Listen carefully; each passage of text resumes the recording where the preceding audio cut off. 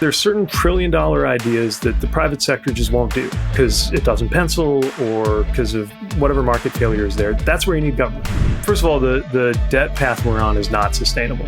That I think identity has become too central to how my party thinks. My big worry is that if we're already at a level of concentration of wealth and power that no republic has ever survived, is this going to be a development that just makes wealth and power even more concentrated in even fewer hands? All right, besties. I think that was another epic discussion. People love the interviews. I could hear him talk for hours. Absolutely.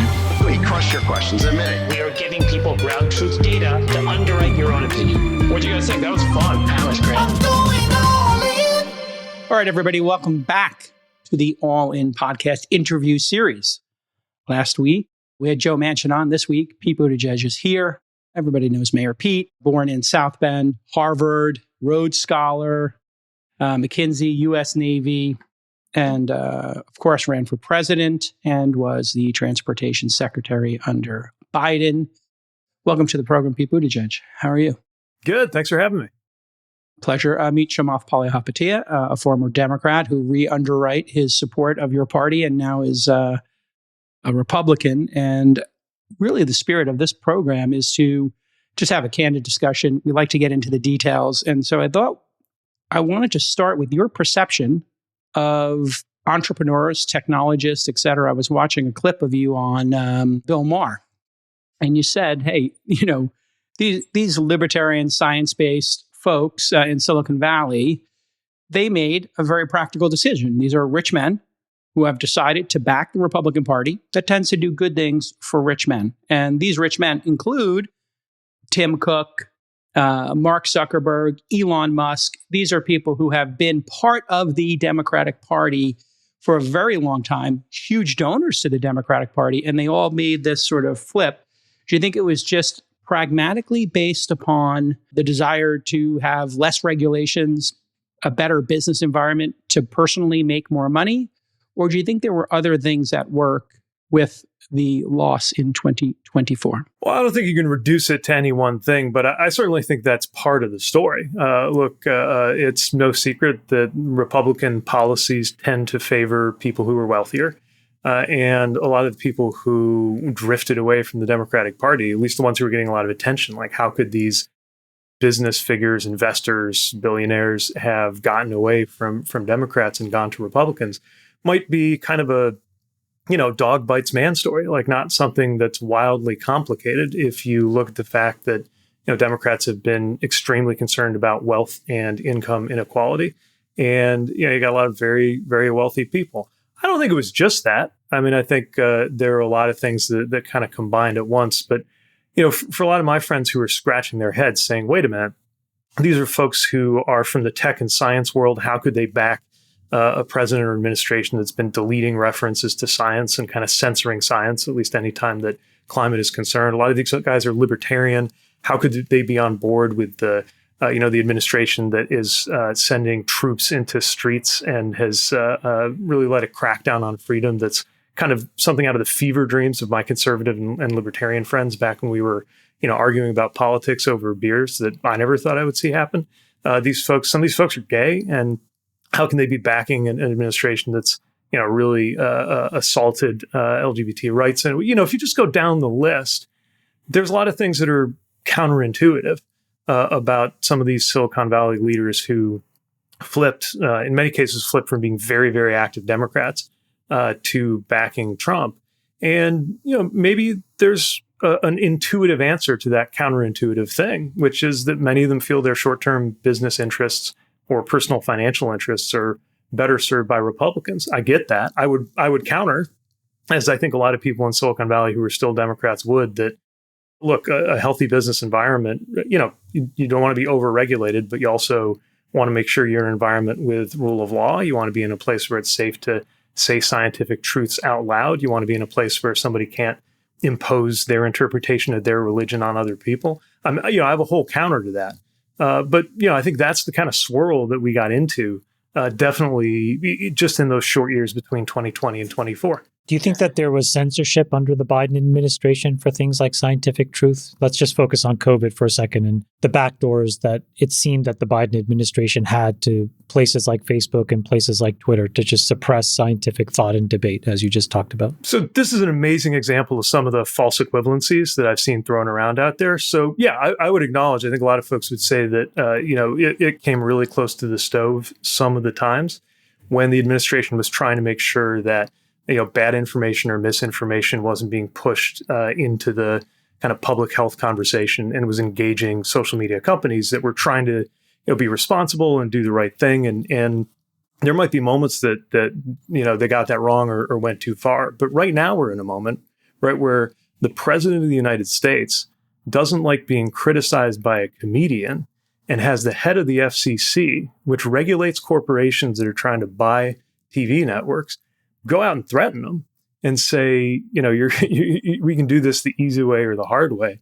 I mean, that is a whole different level of censorship, not to mention just the way they've gone through like every government website, right, and deleted anything that could accidentally be a reference to climate change. So, I'm worried about the false equivalencies here. You could definitely say there were moments under the last administration or any administration where we could argue that having fidelity to free speech, you should have done this way instead of that way, or these edge cases should have been different.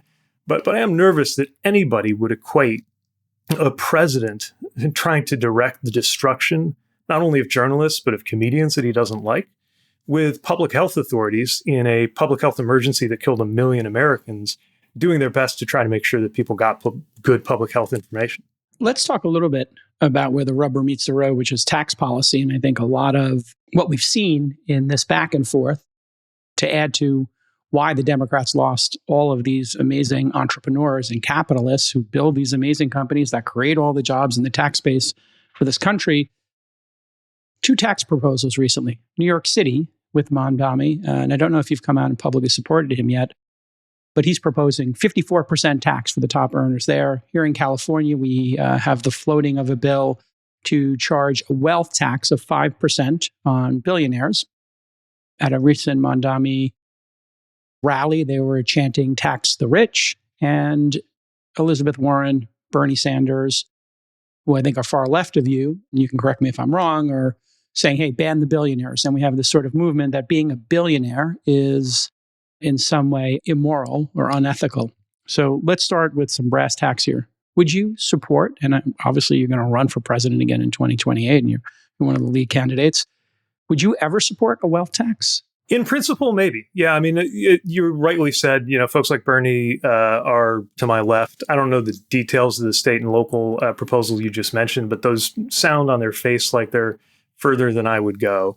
But look, in reality, we tax across a variety of things, right? There's income tax, there's payroll tax, there's property tax. Wealth tax would be kind of along the lines of a property tax. And the thought, of course, is that you've got a lot of folks who have become incredibly wealthy. And importantly, the way taxation works now, less and less of the way the wealthiest people accumulate their income is actually booked as income, right? I mean, this is why you have these stories of, multi-billion-dollar corporations or multi-billion-dollar individuals somehow paying an effective tax rate that's lower than a teacher or a firefighter. And I think most people get that that's wrong. So I guess my overall take is, everything has a balance, everything has limits. But if you're asking me the question, are the wealthiest people in America right now paying too much tax or too little tax? I would say the wealthiest are paying too little tax. And whether you adjust that through income tax, whether you adjust that through, something like a wealth tax, and there's a lot of ways to do it. I think what's important is that it's fair, that it makes sense, and that you do it in a way that can make sure that the people who are spectacularly rewarded by our system are contributing to it without being so extreme that you're crushing wealth creation. What is the responsibility of the U.S. government in your eyes with the tax receipts that they get?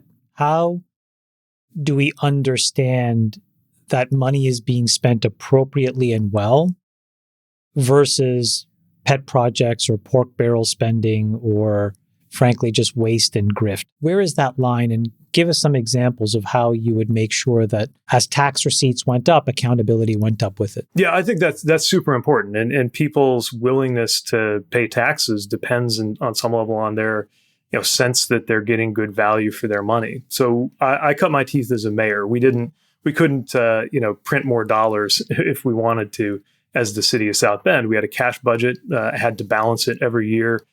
If we took on debt, we really had to think hard about how we were going to pay on that debt. And we made sure that any time we're asking people to be paying revenue into the city, they know what they're getting for that, whether it's police service or parks or trash pickup.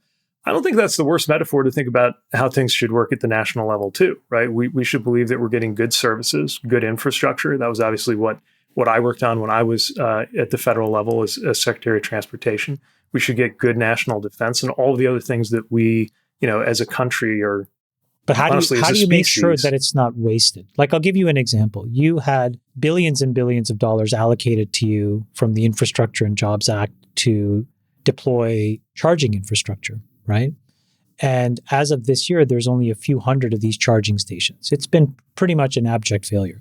That's not true. And I'm really glad you raised that because it's actually one of the biggest red herrings we had to deal with. So this is a program to get EV chargers deployed by 2030. The thought was, by 2030, we think about half of the sales, or we were hoping about half the sales of cars in the country would be EVs. Now, in order to have that work well, we're going to need more chargers. The market does a good job of delivering chargers in a lot of places, but there were other places where we found it was lower income, or it was more rural, it was more spread out, and it just wasn't going to pencil for the private sector to do it, right? So we had a fund called NEVI. I can't even remember what the acronym was, but the point was, it was, like you said, about $7 billion to buy down the difference, to subsidize or just outright build those chargers in places where they were needed. And we made a couple of choices that we knew would mean that it would take longer, but we were okay with that. One of them was to have it led by the states. So instead of sitting there in Washington saying where all the chargers ought to be built, we send the funding to the states. We let them set up their own program. And importantly, we let them set up their own programs differently. So, we were going to dictate what the optimal subsidy was in Wyoming compared to West Virginia, or whether you even do it through a subsidy or whether it's owned and operated by the state. We took a step back on that, let the states innovate, even if that means it's going to take a while for them to polish the program, knowing that meant most of the chargers would go in 2026, 2027, but well ahead of 2030. Now, the second thing, this is really important too. We made a conscious decision to insist that the chargers be made in America. Now, when you do that, you're deciding that it's going to take longer. I'll just admit that, because just buy them off the shelf from China would be dramatically quicker. We thought that was worth it because we thought it was important to have a U.S.-based industry with American workers, ideally union electrical workers, making and installing these chargers. Again, we knew that if the goal was to get them all done by like 2023 or 2024, we wouldn't have had the luxury of doing that. But since we thought most of the chargers would be needed by 2030, we were okay with that. Now, here comes Washington politics, right? And somebody gets a hold of the numbers. They see it's a $7 or $8 billion program, and then falsely try to make it look like we spent the $7 or $8 billion already on the handful of chargers that they already managed to build first, even though we never thought most of the chargers would be built, even during our first term. And that's where the Washington game comes in, right? Take something that, the jury's still out, right? The program's not done. We'll see how the Trump administration does in completing the program. But you can't really say whether it was a success or a failure until the program's been run, but they move the goalpost. And I'm not challenging you that there's waste, that there's bad things that happen in what's your best guess, government Pete, spending that I don't like. But what's your best guess in general for every dollar that gets given to the United States government by U.S. taxpayers? What actually lands in productive programs that benefit Americans versus what gets leaked away? What's your best guess? Is it 50 cents of every dollar, 10 cents of every dollar, a penny, 90 cents? Like, what is your best guess? You've been in the bowels of these organizations. So my experience in transportation is that most of it goes to very good use. If you just break it down, it goes to things that keep the aviation sector operating safely. It goes to things like highways, roads, and bridges. That was the biggest slug of funding that we had in the infrastructure package.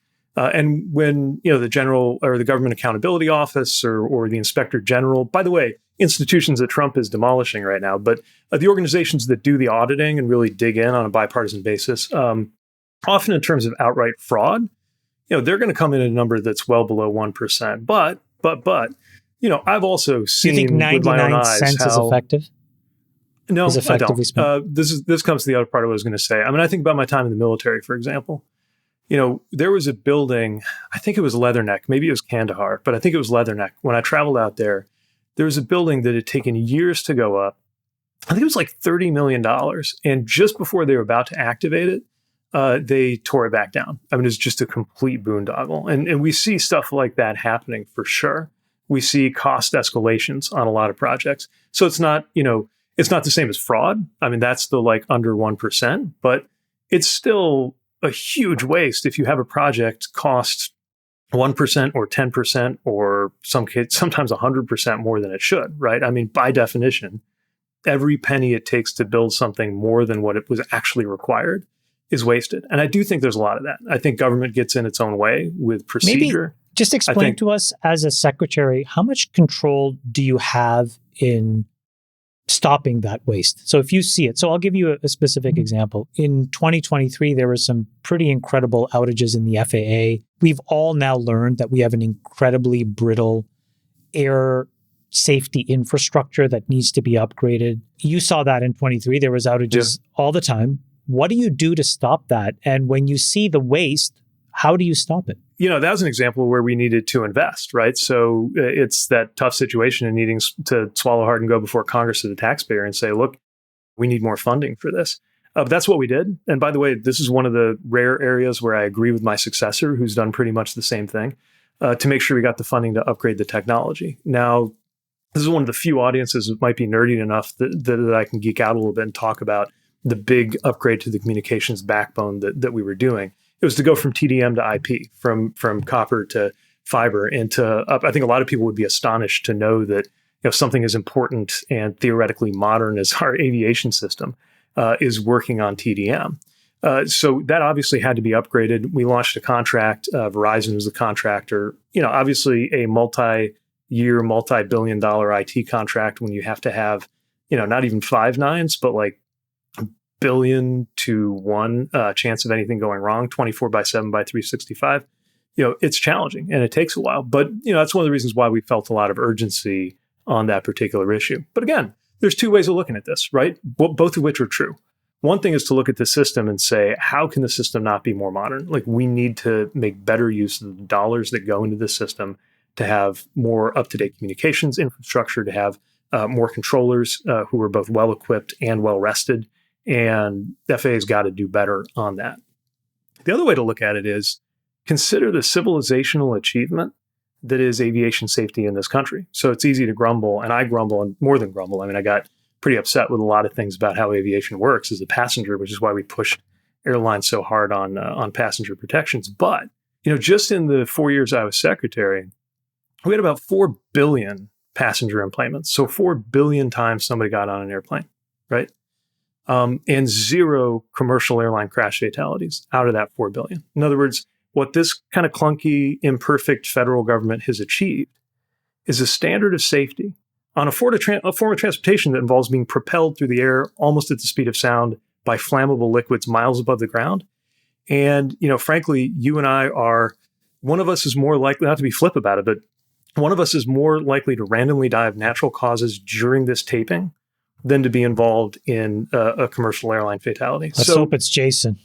Well, I was going to say, I mean, it is like in some places in our infrastructure, we're incredibly blessed. And I'm wondering, as now you're in your 40s, you've seen a lot of the world, whether it's your military service or just being a mayor of a small town and then obviously working in a cabinet position.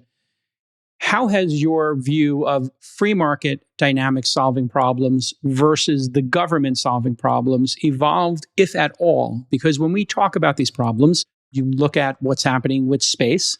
We now can get to space for 5% of the cost than we used to, thanks to Elon Musk and SpaceX.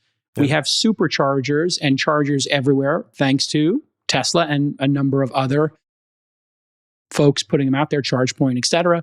When it comes to putting fiber into rural areas, which the FTC was trying to do, they were going to spend $5,000 to $25,000 per home. And now we have Starlink and their competitors, again, back to Elon, which your party decided under Biden, you wouldn't even invite the guy to the EV summit. So let me talk about that, but I want to park that to the side because we should probably talk about what happened there. Because but by the way, let's forget that because I want to mention that. Because when I'm a moderate, but voted Democrat about 65% of the time and Republican a third of the time. When I look at it, I just can't understand how the Democratic Party hates us so much, hates entrepreneurs. And that's how they feel. But that's how Silicon Valley feels. All right, we'll talk about the vibes. Whether you want to deny it or not. But it feels like this. Hate entrepreneurs. I don't think most Democrats do. But I know what you mean about the vibes, and we should get to the piece about Elon particularly. But on the piece on the substance of the question you're raising, I think it's really important to think of this as not like should it be government or should it be the private sector, but like which parts should government do and which parts should the private sector do. So to me, like the classic example is just the smartphone, right? I cannot imagine that a smartphone designed by the federal government would be a pretty thing, or that an app designed by matter of fact, having been in the military and dealt with, I guess you could call them apps, like some of the kind of software that you have to deal with, even if it's done by contractors, it's kind of done in a way that you can tell was designed by the government, and it's not pretty. On the other hand, when you talk about capital allocation, the federal government literally invented the internet, right? So there's certain $1 trillion ideas that the private sector just won't do because it doesn't pencil or because of whatever market failure is there. That's where you need government. That's things like basic research. That's things like filling in gaps, that especially on network effects like, broadband, EV charging networks, that sort of thing, where the bulk of it can be done quite well by the private sector, but there are pieces that just don't click unless you have federal involvement. And that's the attitude we try to take on things like EVs. Like, I never thought that we were going to create a government EV, or that you even needed the government to make sure that a transition to electric happened. But we did believe that for it to be made in America, for it to happen as quickly as we wanted, and for it to reach people who maybe couldn't afford those initial buy-in costs, who we really wanted to help out, that's where there's a role for policy. That's where there's a role for funding. What I get confused though, Pete, is like on the one hand, you're saying the government should set up these clear moonshot objectives that advance America for itself and relative to other countries.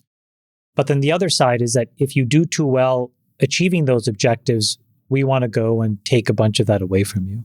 How do you reconcile that? And how do you think it impacts the motivations of young men and women who want to learn and excel and put themselves at risk, but also want to believe that if they put themselves at risk, and then they're rewarded, that they've earned those rewards? Well, look, I love people being entrepreneurial, creating something, and doing well by it. I mean, that's but to a certain basic point, right? idea. Only to a certain level, like beyond a certain point of entrepreneurial success. If you create a monopoly, if you create a monopoly, I might not like it. If you hurt other people, I might not like it. If you concentrate power into your hands to an extreme extent, I might not like it, because it's just not American. But in general, if we're talking about taxation, I just want to make sure people who are really well off do their part to pay into a system that has helped them to thrive, because that's what it takes for the next generation to do well, and that's what it took for all of us to do well. I mean, let's just assume you're president. You get trillions of dollars of receipts. Mm-hmm. I'm going to guess the party line that you have to take is DOGE was bad. Okay, fine. What is the version of DOGE that you would implement so that great question. Yeah. We could figure out what percentage of that dollar that we're giving you is wasted and stop it? Yeah. So I would love, in theory, a Department of Government Efficiency that was actually about government efficiency. I think that would make tons of sense. It's what I tried to do. Again, when I was mayor, we took apart the small government that I was in charge of. It was about a $300 million operation, and put it back together and found that it could be radically more efficient in many ways. And we need to do that at the federal level. We need to. How much money did you take out from that 300? We used it better, I would put it that way. So, we didn't, I mean, there were areas where we were able to kind of have a certain budget line item shrink, but in a city where the average per capita income was $18,000 or $19,000 per person when I came in, we weren't handing that over in tax breaks to wealthy residents. We were putting it to other use on public safety and fundamentals like that. But look, again, I agree that the DOGE we could have could do a lot of really good work. It could find duplicative regulations. It could find cases where we could move from input-based to output-based evaluation of our programs. In other words, instead of saying like this is a meaningful program because how many billions went into it, figure out how much value came out of it. But the DOGE we got was one that couldn't even count, that put information, sometimes that was wrong by 3 orders of magnitude on its own website, then erased its own information because they didn't believe in the transparency. The DOGE we got sent an email to every air traffic controller in the country during an air traffic controller shortage and suggested they quit being an air traffic controller and get something, quote, more productive to do in the private sector, only later on to be told, actually, that was a mistake. The DOGE we got apparently wasn't supposed to send that information to all the air traffic controllers. Whoops. The DOGE we got fired people in charge of making sure our nuclear weapons were safe and in charge of making sure that bird flu didn't spread. And then, whoops, tried to hire them back in a hurry. So, there's a huge difference between the DOGE we got and the DOGE we could have had. But if you're talking about in principle, should we unleash like really smart, talented people with an outside-in perspective and a free hand to evaluate what is working and where we're not getting value for our money in government? Like you and I would be in violent agreement that that's a good idea, and there's no better place to find some of those opportunities than the things that the federal government does because it just does, or because there was a good reason once upon a time, but that reason has expired, or maybe the reason wasn't that good to begin with. Can we go to debt maybe as part of this? I don't know where you were going to go, Chamath, but I think maybe I wanted to go to the inner workings of the Democratic Party, but go ahead to debt, and then we can. Yeah, and then maybe that's a good segue. I was just going to point out, we've added about $2 trillion in debt over the last 9 years now under Trump. 45, 46 Biden, and now again with Trump, we just hit 38 trillion. So it seems like we're adding 2 trillion a year. What's your take on the sustainability of this? First of all, the debt path we're on is not sustainable. And that's one area where you're right, neither party has covered themselves in glory. And it's an area where I would part with some in my own party. I think for too long, you've heard the message from Democrats is basically debt doesn't matter, or there's no such thing. And there was a moment when this felt a little more credible. Some of the evidence as of a few years ago put a lot of wind in the sails of what was called modern monetary theory. I think a lot of that looks different now. It looks stupid. And then you had the Republicans, right, who say that debt matters, but then act the exact opposite. Now, look, as a good Democrat, I could point out that I would argue there's a difference in terms of what history empirically has shown us in terms of the return on investment you get when you raise debt to fix roads and bridges and other productive infrastructure versus if you blow up the debt in order to give massive tax breaks to the wealthiest people in the country, because that has just never generated the growth that, the Laffer curve has collapsed empirically. It just doesn't work that way, right? So I could quibble over if you're going to do debt, what's the best thing to do with it? And I would argue the best thing to do with it is education, healthcare, investing it, make sure kids don't get lead poisoned, investing it in ports and roads, and not investing it in tax cuts for extremely wealthy people who didn't need them and in some cases weren't really asking for it and were perfectly productive. In fact, history would say more productive at times in history when they were paying more taxes in the U.S. But leaving that partisan fight aside, I do want to come back and agree with you again that where we are right now is not sustainable. That contrary to what some on the left would say, there is such a thing as the debt. It does matter.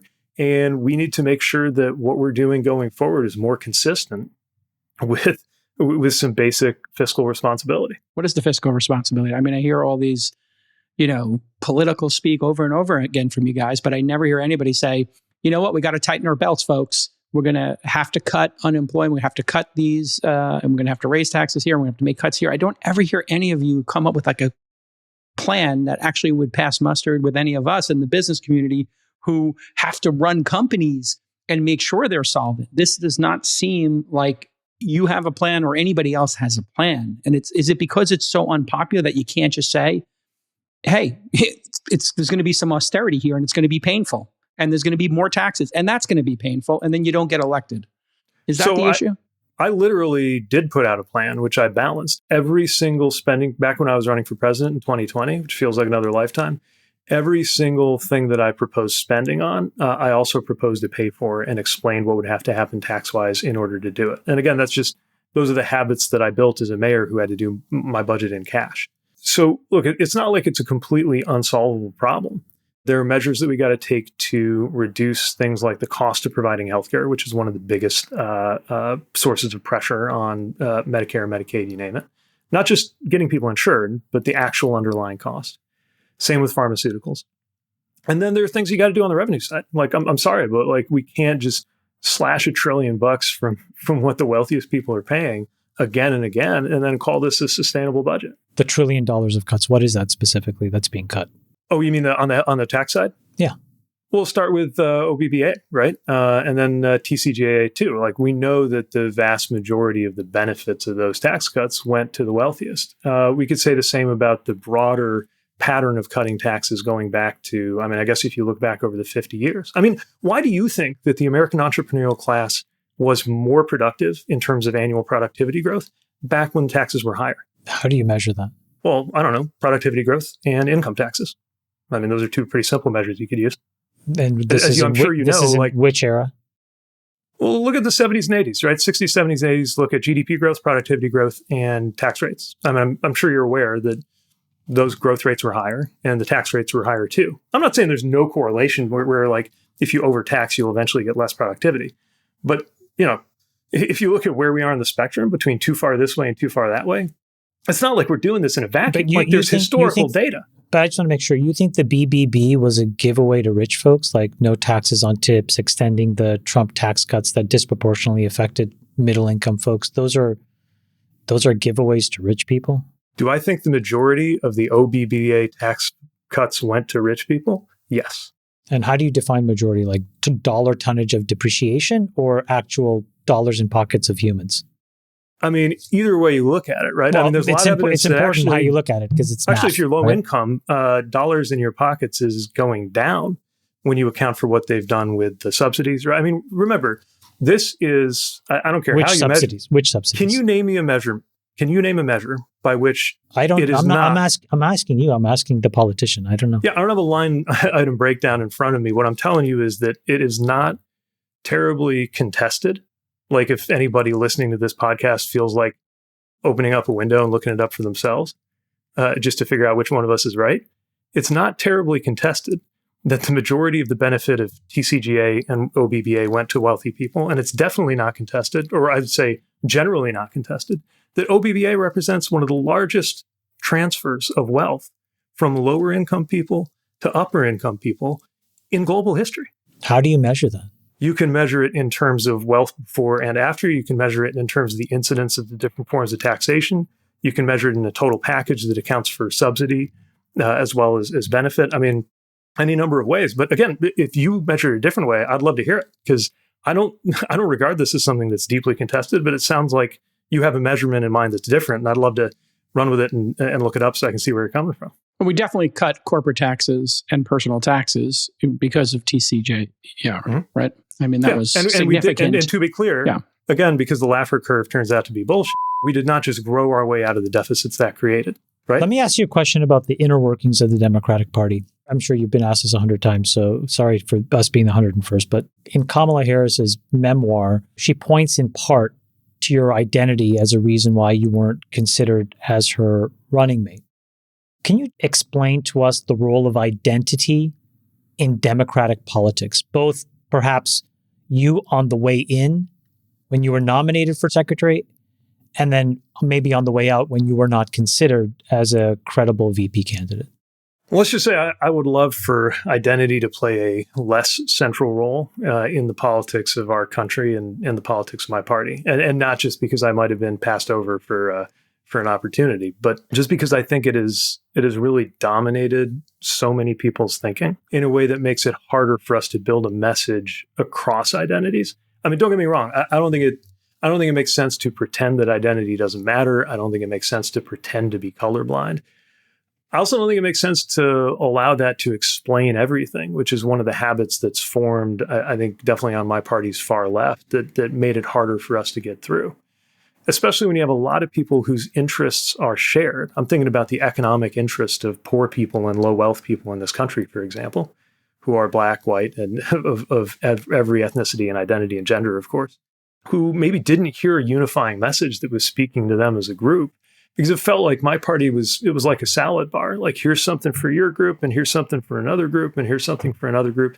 And it just didn't add up into a story. Now, I would argue that Trump practices a kind of identity politics too, a sort of a white identity politics that makes people feel like they're encircled by the other, that immigrants are sort of an invasion. I mean, we can go down that road, and I often have. But the more straightforward way to answer your question about my party is that I think identity has become too central to how my party thinks. How have they reacted? You took a pretty firm line on Israel, Gaza. You took a pretty firm line on transgender folks in sports. Tell us about the dynamics of taking those positions inside the Democratic Party. Famously, our party has a lot of different voices within it. And so, some folks, if you are not saying the leftmost thing, they're just done with you. But I think a lot of others believe in the idea of politics as building a coalition and pulling people into a bigger picture. And I'm going to say some things that won't be in conformity with what every activist group in my party wants to hear. That's okay. That's part of it. How do you navigate the necessary extremism maybe that's required then to get out of a primary process? Well, this is the classic issue with going from primaries to generals, right? You are pressured to say one thing to appeal to the base in your party. And then you wind up, if you're not careful, saying things that make it hard for you to have credibility in a general election when you're trying to paint a picture that the broadest number of people possible can see themselves in. That's nothing new. But one thing that has happened more and more and more is that that's happening in more and more races. So the presidency is always a little bit like this, but the presidency is also the one that gets painted in the broadest strokes because it's a campaign for the whole country.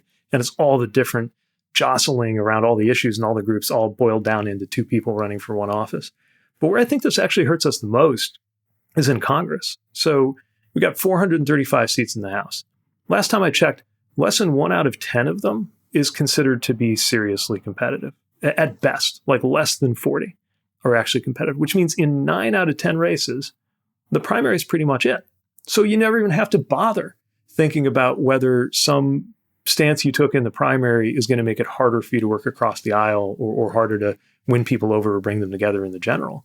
Because these districts are so gerrymandered, right, that all you have to worry about is your right flank if you're a Republican or your left flank if you're a Democrat. That's where I think it hurts us the most. Is the Democratic Party really two parties right now? The classic Democratic Party, I'll call it the Clinton-Obama Party.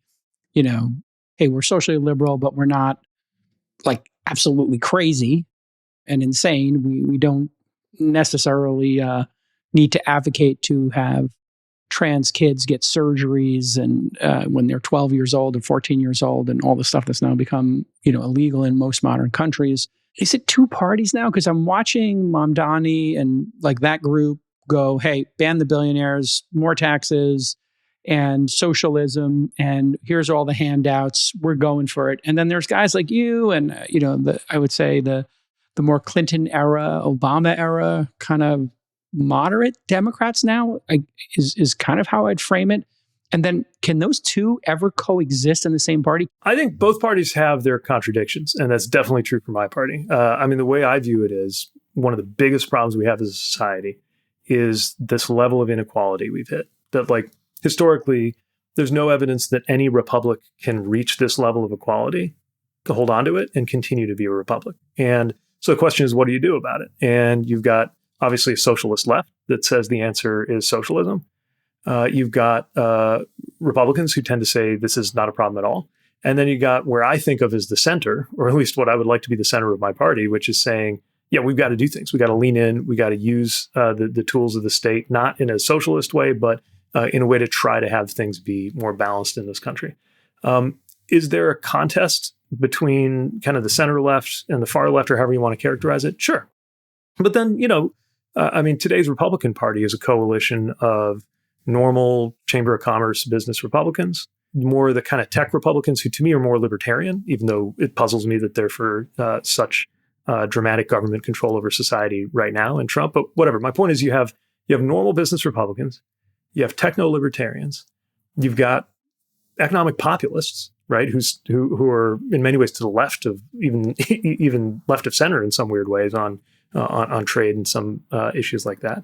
And then you got white nationalists, right? And I don't know that they can coexist for long if they're not held together by the awe of or fear of, the personality of Donald Trump.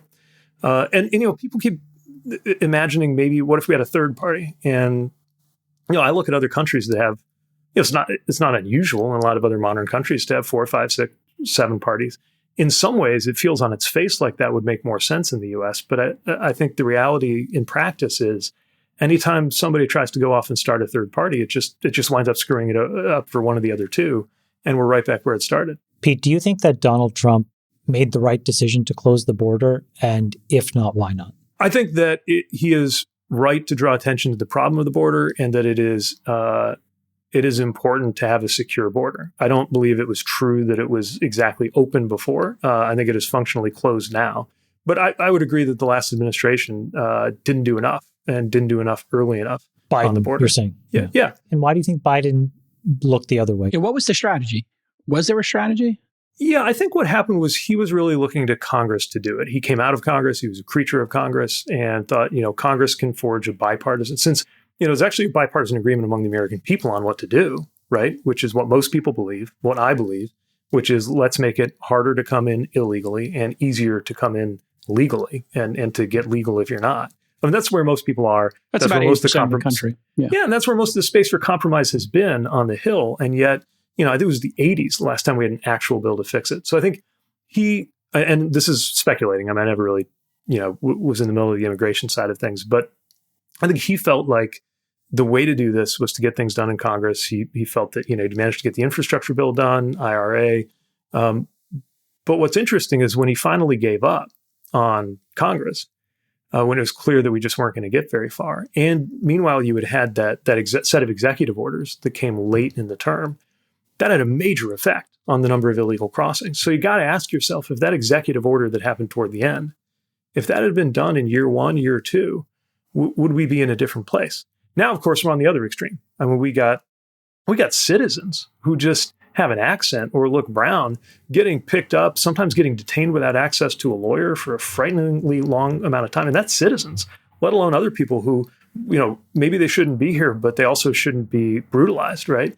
And I think one reason you see the pendulum swinging on this is we're seeing just how extreme it's gotten at a time when, again, I think the only way forward really is a kind of a grand bargain where we bring together the people who believe in these simple realities, that we've got an economy and a society that exerts a pull that actually needs more people, like for our demographics and our economy to work, then there is room in the kind of legal pipeline to come in. Just to clean this up, Pete, like if it were up to you, would you reopen the border, or would you maintain the Donald Trump position right now of, okay, now it's closed, now let's figure out this grand bargain, as you say. Keep Let's it be closed. a little more precise by what we mean. I mean, if you mean like having it be difficult, at least as difficult as it is now to cross illegally, I think it's a good thing for it to be difficult to cross illegally.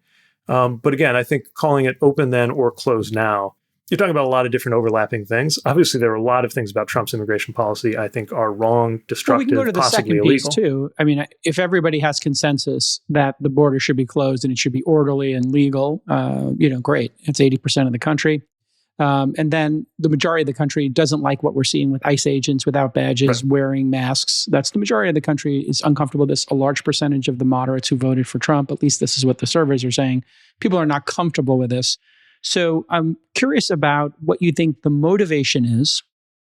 And you can go into conspiracy corner if you want. It's allowed here on this program. We can speculate. But the conspiracy corner for Biden was he wanted to let a lot more people in order to build the Democratic base, in order to get voters. Okay, that's one theory. Now the theory here is Trump is doing these violent deportations, tackling people, spending a lot of money while doing it.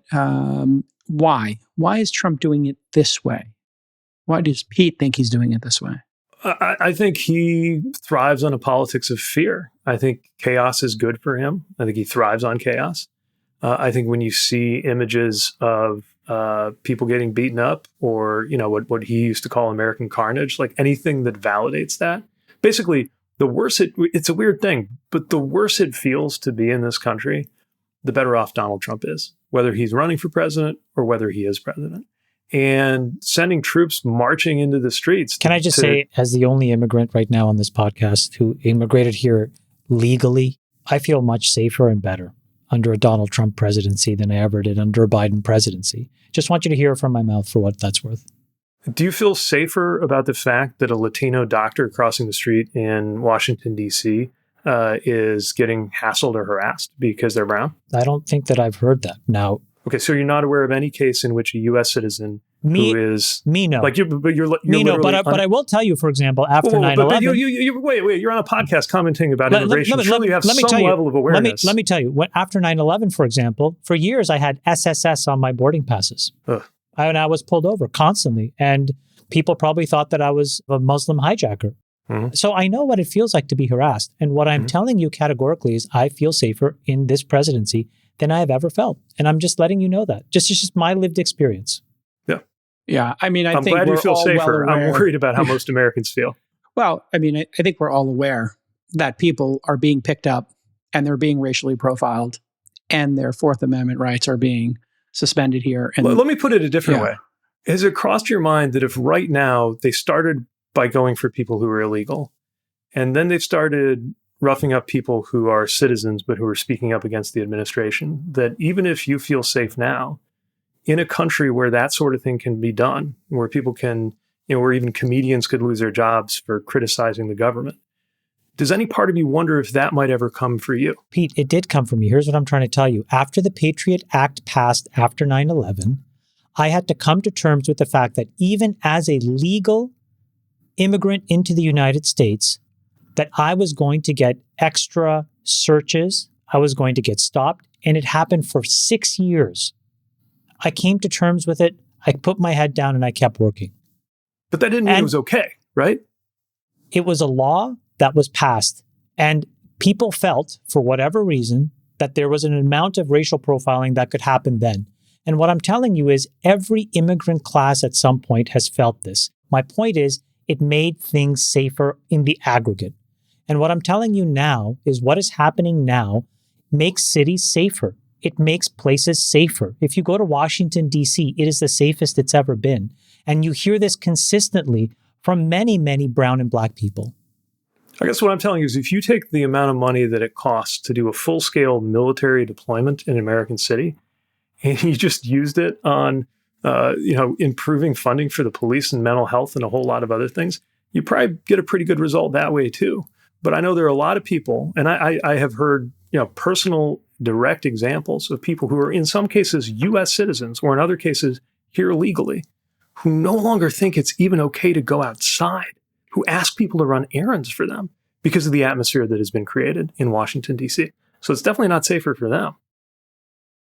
Let me ask you a different question, which is, I really want to get some insight into what it was like for you to work in the Biden administration. We've had the sea of tell-alls coming out, Kamala Harris's book, KJP's book. We had Joe Manchin on last week. And one of the things that he said is that it was not that Joe Biden changed, but that the staff were nuts. And that Ron Klain was effectively a gatekeeper.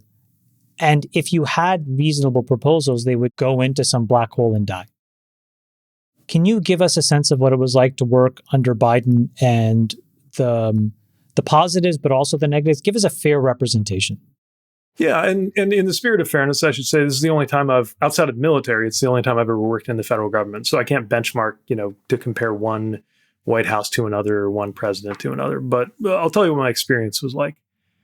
There's a high level of ambition, trying to get big things done quickly, especially in the first 2 years when there was, it felt like there was that opportunity to work with both houses of Congress to make it happen, including just a ton of energy going into, well, among other things, spending time with folks like Joe Manchin, trying to make sure that we held together that coalition to do things like the infrastructure law.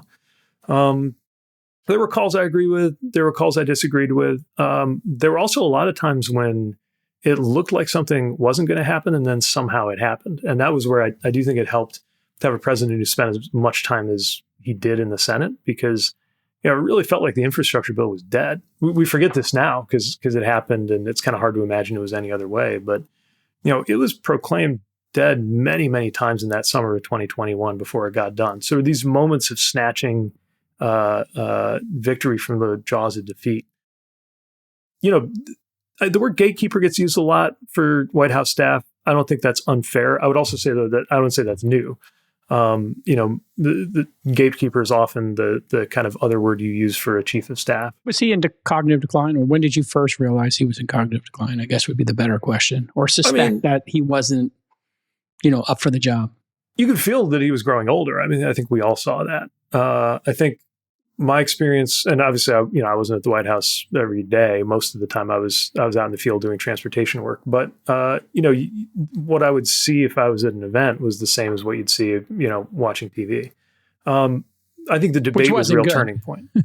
Yeah, the debate was a turning point, right? Where you just saw. I think everybody saw what everybody saw. On the other hand, when we were how does something like that happen? How does somebody who is so in cognitive decline get put up into that situation? Because it's clear that they knew many months before that this was not going to end well. How did they get to that point? How insular were they? And then I want to talk about the selection of Kamala without having a primary. So, yeah. Yeah, I think the short answer is there's not really a they that makes that decision, right? People give advice, but there's a he. Like one person decides if he's running again, one person decides at the end of the day on the campaign strategy and is accountable for that. So, I think I can't imagine what exactly was going on in the inner circle. I wasn't part of those conversations, but I do think that by the time it got to that debate, it was just very clear that it wasn't serving him well, wasn't serving the party well. Okay, so now you get to that point, but just as the last thing about the speed run, there was no primary. Yeah, and we were speculating on a podcast like, well, why not run a speed run? Just have the 6 or 7 candidates, including yourself. Just do 3 weeks. This would be like blockbuster television. Were you in favor of the speed run or not? Was there discussion of that? We're hearing that Obama and maybe some other people wanted to have a quick primary. And what do you think the outcome would have been? Would you have had a shot at winning? Yeah, there's a lot of chatter of that. And I think in hindsight, we've obviously got to ask, since the outcome of what did happen was not good, I think anyone serious in our party has to say, okay, what if we'd done that? And you could argue that it would have led to, I don't know, but you could argue it would have led to a different nominee. You could also argue it would have led to the same nominee, but that she would have been stronger, right? If she had become the nominee by prevailing over another half dozen people who wanted a shot, presumably that kind of sharpening that happens would have served her well in the general. And let's remember that's actually more normal, right? Like most countries don't drag out their presidential process for more than a few weeks. Let's move to a different, more tactical question. This is my last question for you, Pete, which is there's some discussion about moving NASA under the Department of Transportation. Good idea, bad idea? Give us your reasoning. Let me think. But to be honest, I haven't deeply reflected on this. At a selfish and nerdy level, it would have been amazing as Secretary of Transportation to be working NASA too. I think generally, anytime you can have one box or on an org chart where there's two, as long as it's justified, I think there are some benefits to that. Definitely right now, the way that let me put it this way. If we think the future of space is going to be more and more about commercial space, which is clearly just as a matter of numbers, what's happening. The mishmash we have now, where you've got NASA obviously leading government-driven space missions. You got the Department of Transportation, which actually already had responsibility over some things. And we did commercial space licensing. We wound up having to radically accelerate how that worked because that actually comes under the FAA, largely because you have to go through the national airspace to get to space, right? And there's actually parts of it that sit with commerce. So it would make sense to disentangle that one way or the other, whether it's inside of DOT or whether you configure it a new way. I do think that Washington in general, my party is definitely guilty of this, is too attached to all of the structures that we have right now and the existing org charts and the existing habits. And one message I'm trying to get my party to accept is, if and when we get another chance, a lot of the things that he has burned down just aren't coming back the way they were. Why would we put them back the way they used to be if it was full of problems anyway? So I don't have a really deeply considered answer for you, but I wouldn't be hostile to a change just because it's a change or just because it came from this administration. This is my last question. There was a report that came out today. I think the amount of miles driven per day by Waymo is about to pass 250,000. We have Tesla with Cybercab and Robotaxi. These things have a material ability to prevent drunk driving and prevent vehicular deaths. What do you think should be done? Should we let this play out at this exact pace? Is there a responsibility from the federal government? Do you wish you had done more to accelerate this? Tell us about autonomous driving and its role in society. So I think that there's the potential to save a huge number of lives.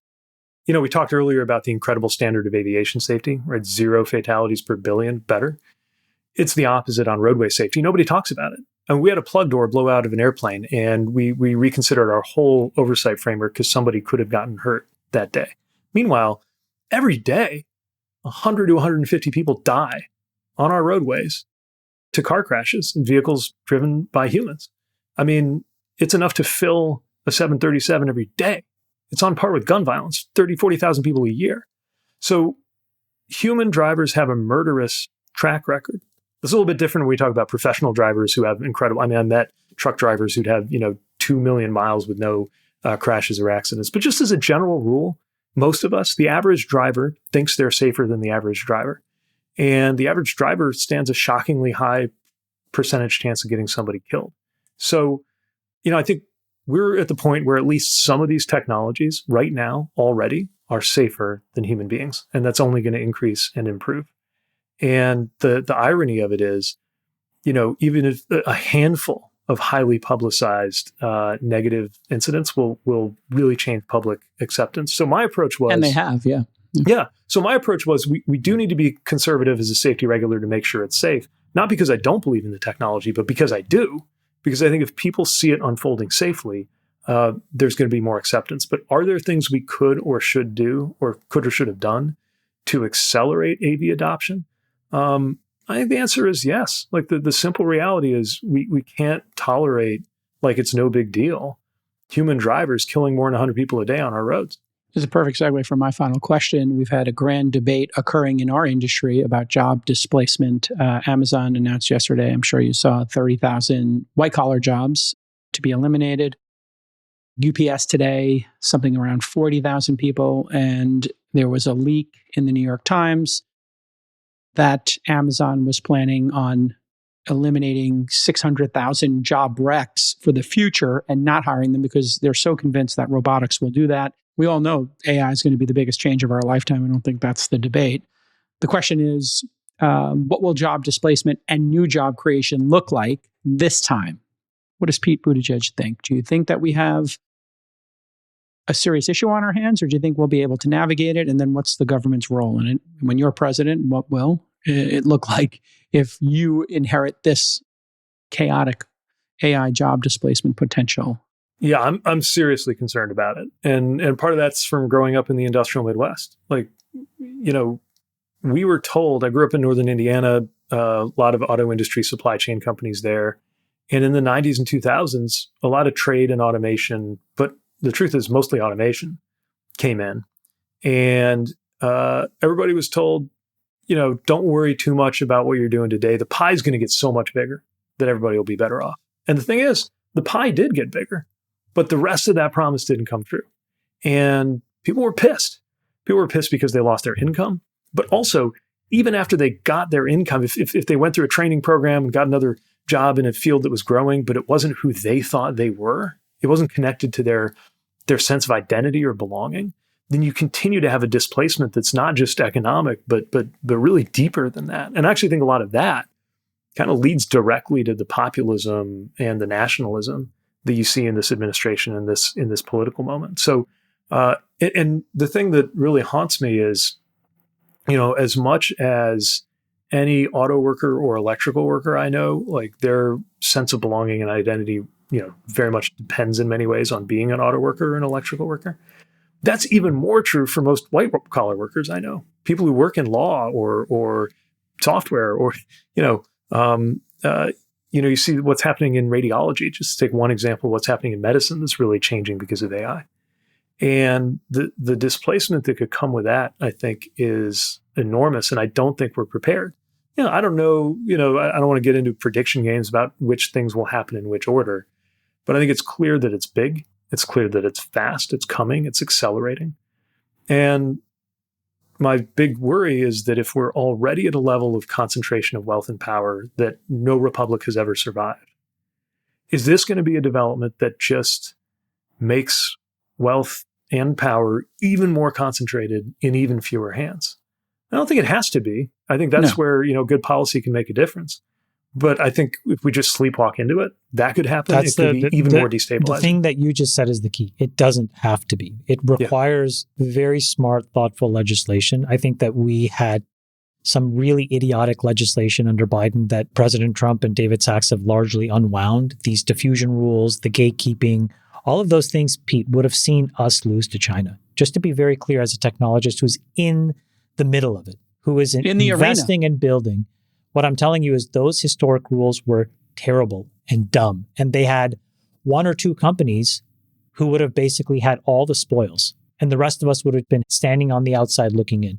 That's no longer the case. We can run the race now. But I think what you said there is very critical. It doesn't have to be a winner take all or winner take most outcome. Well, and to me, that's not just a question of tech policy. Like, that's a question of this is, by the way, economy. and this is, by the way, I just want to be clear. The reason why it was likely under Biden is because it was so difficult to actually talk to him. He wouldn't talk to anybody. The difference with Trump, just so it's clear, is that he'll talk to everybody. He'll make his own decision, but he gets the broad tapestry of everybody's feedback. The danger of that Biden approach is that when one or two people are allowed in and everybody else is shut out, and you can't even find a way of just proposing ideas or explaining how it's going to be, you get things like the Biden diffusion rule. So just as something to think about, I think being open and being available to people is a really good way of running the country. Well, that's one thing I definitely believe in. If you win, Pete, are you going to forget us and not come back on the pod and you won't invite us to the White House? Or if you win, can I get an invite to the White House? I would love for this not to be our last conversation. Our friends at Poly Market, I'm sure you know all about these prediction markets and how good they are. Looks like Gavin, AOC, oddly in second place, and then yourself in third place right now. Gavin obviously is running up the hill. Who knows if he takes the arrows first, but it looks like you're in a pretty good position here. What are your thoughts here on the early indicators of who's connecting with the sharps over at Poly Market? Well, you guys don't strike me as folks who'd be content with a 6% return, but maybe got to get those numbers up, Pete. Maybe a day, Pete. Maybe a day. Well, I mean, what do you think about Gavin coming out just strongly and saying, "Hey, I'm running.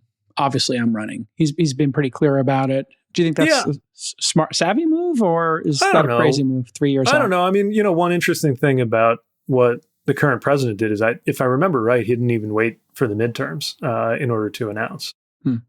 So, it feels like the timelines keep shifting. I'll tell you, I'm in no hurry to be in the middle of presidential politics. Obviously, it's something I care about. It's something I have done already once before in 2020. But, this year, this is the first year in about 15 that I haven't been in office or running for office. And I'm kind of enjoying it. I mean, I'm working hard, supporting candidates I believe in. We have a PAC, and I travel a lot and speak a lot. But, there will be a time for those kinds of things. And I'm not going to try to rush. Do you support Mamdani? Did you support him? Did you come out publicly for him, or you have concerns? I'm not getting directly involved in that race or endorsing or anything like that. You're going to duck globalize the intifada bullet. I mean, that is the craziest thing I've ever heard.